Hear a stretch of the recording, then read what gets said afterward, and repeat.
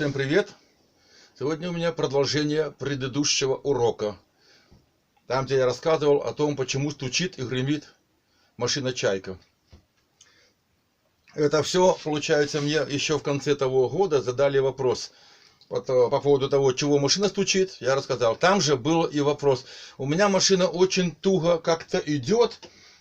Я нажимаю на педаль, мотор гудит, рычит, не хочет трогаться с места, и приходится колесо подталкивать рукой. Тогда она пошла. Потом я где-то прошила немножко, там 20 сантиметров, 15, стала там, повернула ткань, опять ногу нажимает, та же самая причина. Опять надо подталкивать колесо.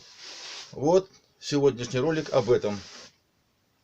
Все это у меня уже давно есть, все это уже было.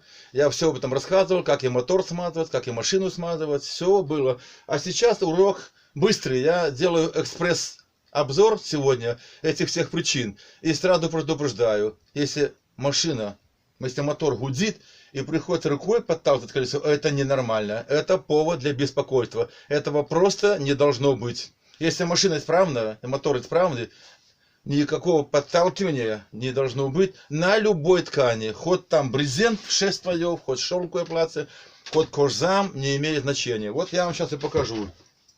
На примере своей машины. Вот простую тряпочку прошиваю. У меня куча целых тряпок этих всех. Я просто сейчас показываю вам, что никакого гудения быть не должно. Ну, правда, вы же не забывайте, ушко вверху должно быть при начале шитья. Я об этом рассказывал. Потом я подложил ткань и прижал ее лапкой. Кстати, в первом уроке я рассказывал, урок номер 1, как надо это все делать, да? И мне там многие сразу высказали такие категоричные претензии. Я 30 лет там уже на машине шью, вы неправильно рассказываете, надо сначала иголкой проколоть ткань, потом лапку опускать. Девочки, это ваше право. Что хотите, делайте. Хоть лапку опускайте сначала, хоть иголку, что хотите, это ваше право. Но я, когда прижимаю ткань лапкой, сначала я прижимаю ткань лапкой, потом уже начинаю, и даже я не прокалываю, понимаете, я даже не прокалываю ткань. Я просто только всего лишь прижал лапкой, и все, она пошла сразу. И пошел. Это надо не мне, это не вам надо, это не надо ни швее. Это машине надо, понимаете? Это надо машине. Надо сначала прижать ткань, чтобы потом сразу же первый же укол пошел в зацепку. Сразу же пошел процесс образования стежка. А если вы сначала иголку опускаете и ткань вот так вот болтаете под лапкой, в этом ничего хорошего. Первые 1-2 укола может не зацепиться нитка. А потом она запутается, и вы когда начали шить, перевернули ткань наоборот и увидели, что там 3-4 таких воздушных петли висят.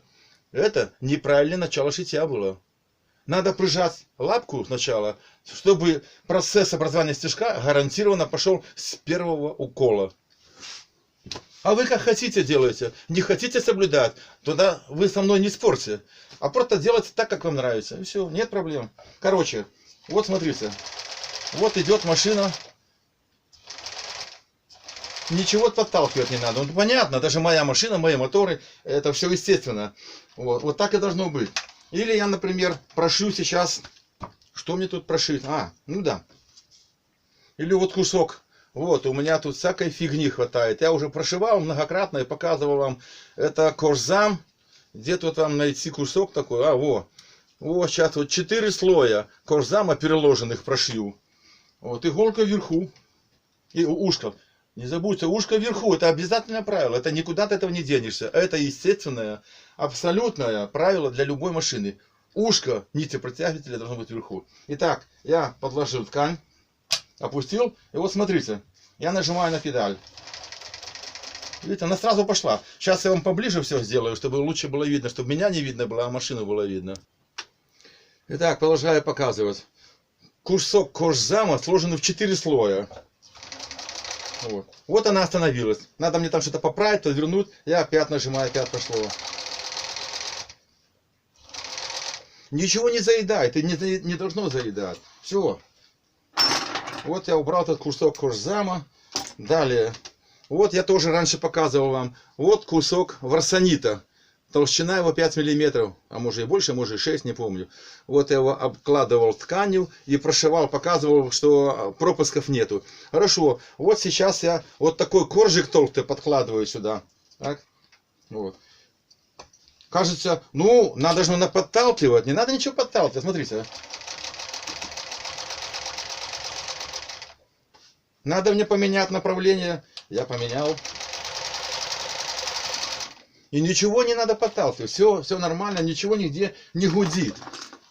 Вот сейчас я вам и расскажу, есть основные 3 причины, почему гудит мотор при начале шитья и не хочет двигать машину. Кстати, я еще напоминаю вам, это повод для беспокойства, потому что этого быть не должно. Если мотор гудит, значит у него какая-то неправильная нагрузка идет, и это очень неблагоприятно для мотора. Так что имейте в виду. Сейчас я кратко вам расскажу об этих 3 причины всего лишь. Всего лишь 3 причины, от чего мотор гудит и приходится подталкивать колесо рукой. Первая причина. Мотор неисправен. Просто неисправен. Вторая причина. Мотор идет очень туго. То есть надо смазывать втулки. Втулки засохли уже и надо подмазать. Тогда он побежит хорошо. Третья причина. Машина туго идет. Ну и по поводу тугой машины, да, сейчас я буду все говорить. Начнем с того, что как нам определить, мотор исправный или неисправный. Значит, делаем так. Поставили сначала режим намотки на шпульку. То есть освободили эту вот винтик, чтобы мотор крутился вместе с колесом, но машина не крутилась. И вот смотрите, когда он легенько бежит, хорошо бежит, вот, можно подумать, что педаль исправная, моторчик исправный, да. Вот. А если, например, вы включили на педаль, нажали, да, и мотор не хочет крутить, ну, рычит, а колесо стоит на месте, значит, это что-то не в порядке с мотором. Приходится иногда такое, мне знакомо это, я нажимаю на педаль, мотор гудит, не хочет крутить даже одно это колесо. Приходится пальцем подтолкнуть его, он начинает бежать. Остановили. Опять я нажимаю, опять мотор рычит, и надо пальцем тронуть его, чтобы он пошел. Это неисправный мотор. Вот так, имейте в виду.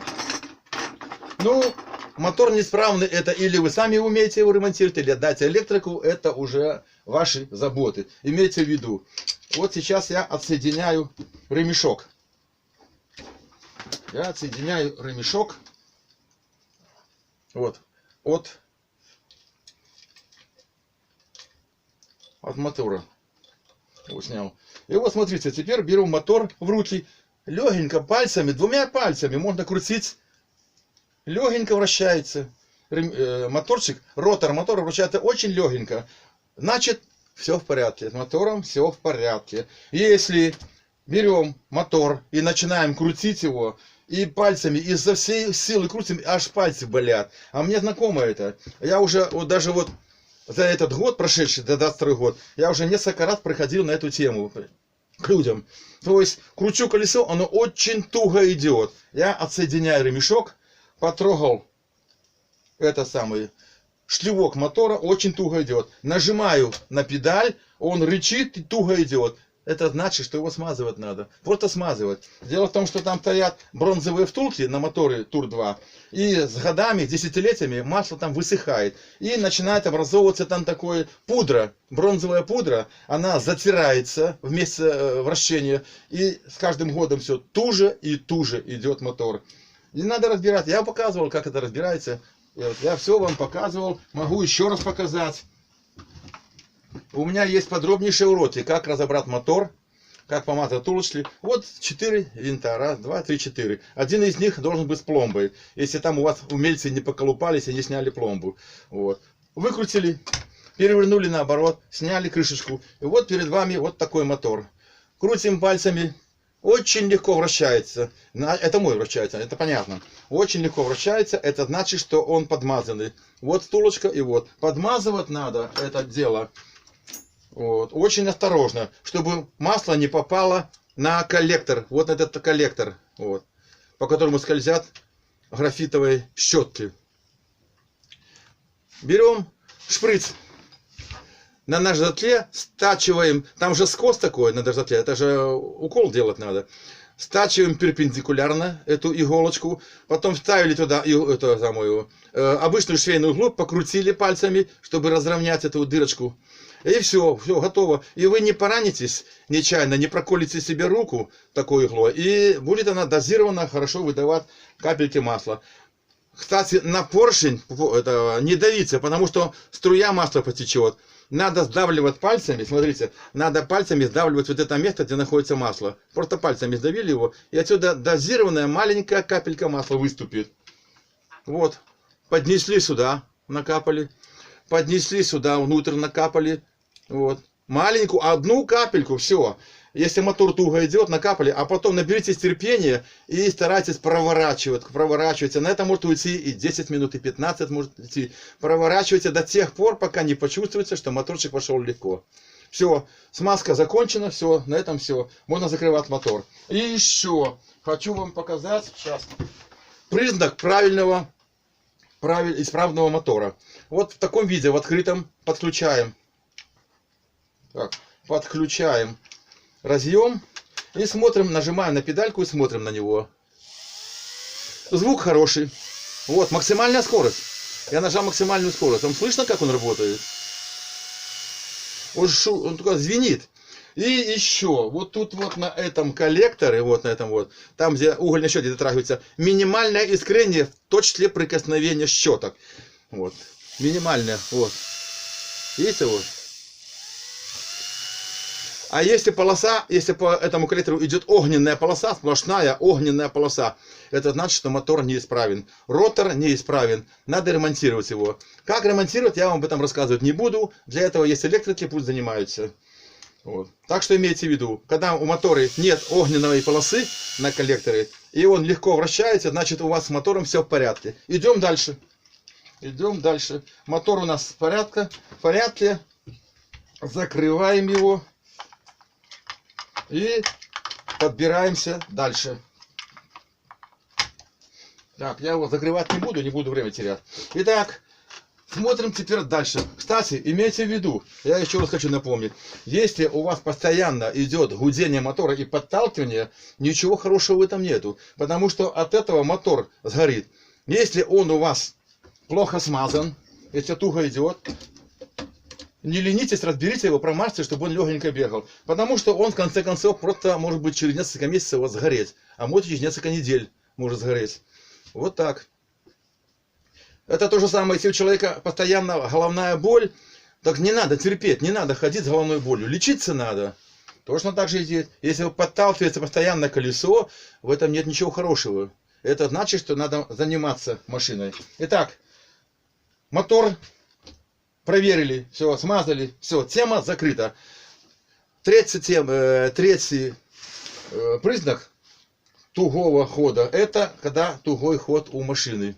Смотрите, вот я пальцем толкаю, легенько найдет. Так, вот, видите? Вот, она, так, я там уже ниток напутал, пока показывал. Но нельзя крутить машину, когда иголка заправлена ниткой, потому что там запутается нитка. Короче, если у вас колесо идет туго, очень туго, вы просто рукой с трудом крутите его, это тоже плохо.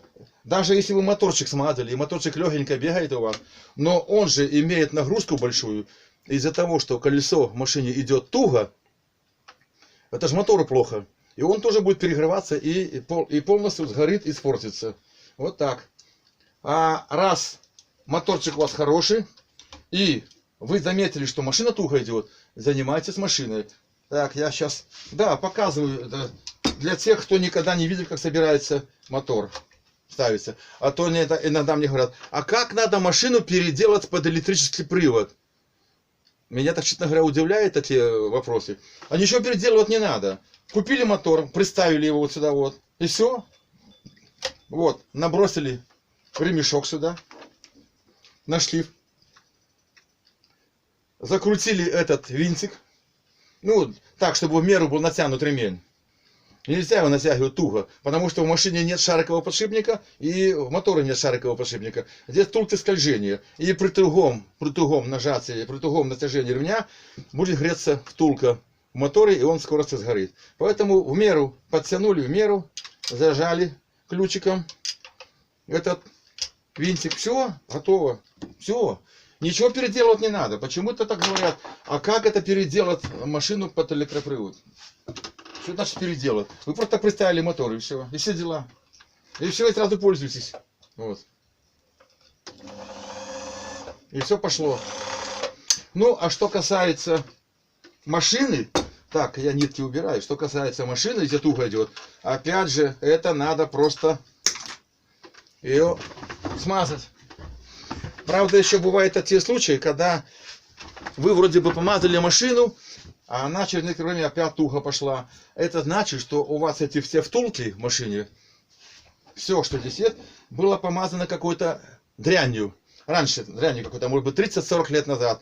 Вы сейчас накапали этого масла, оно немножко размягчило все это, и через некоторое время опять оно туго идет. Это значит, что надо снимать крышку, капать керосин во все шарниры, все сверху, снизу, всюду накапать керосина и погонять ее. Накапали и погоняли. Минуту, там полторы, опять накапали и погоняли. И вы увидите, что с этих вот шарниров внутри, с этих втулок полезла черная масса вместе с керосином. Продолжайте капать сюда и гонять. Опять накапали и гоняйте. Накапали, не ленитесь. Может быть, на это уйдет час, может, полтора уйдет. Но, когда вы увидите, что там, где вы накапали керосин, уже выделяется чистый, прозрачный керосин, все. Вы вымыли всю гадость из машины. Осталось только помазать маслом И20А, и все. И все, и вперед. И машина легенько побежала. Вот. Поэтому имейте в виду, когда машина подмазана, и она легко бегает, и когда мотор подмазан и легко бегает, никакого гудения, никакого заедания нигде не может быть. Просто не может быть. Все бегать легенько. Я же вам показал уже. Вот. И кусок варсанита прошил. И кусок этого дерматина. И так все подряд можно прошивать. Вот. Ну не буду отнимать ваше время. Вы все уже это, наверное, видели. А те, кто меня в первый раз сейчас смотрит, смотрите мои уроки, как смазать чайку. Как смазать электропривод. Все у меня есть.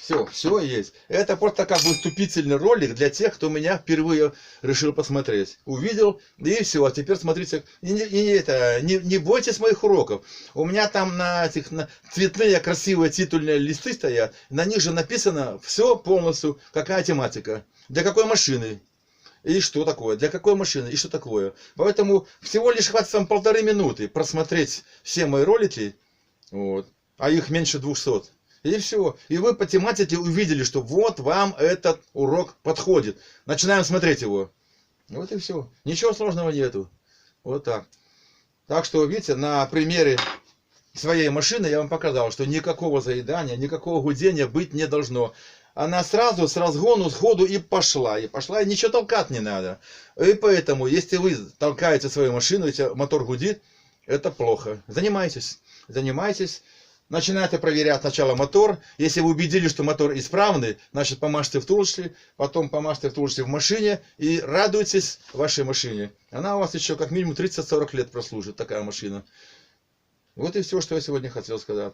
Задавайте вопросы. Может быть, я по вашим вопросам какой-то новый ролик сделаю. Все, всего доброго.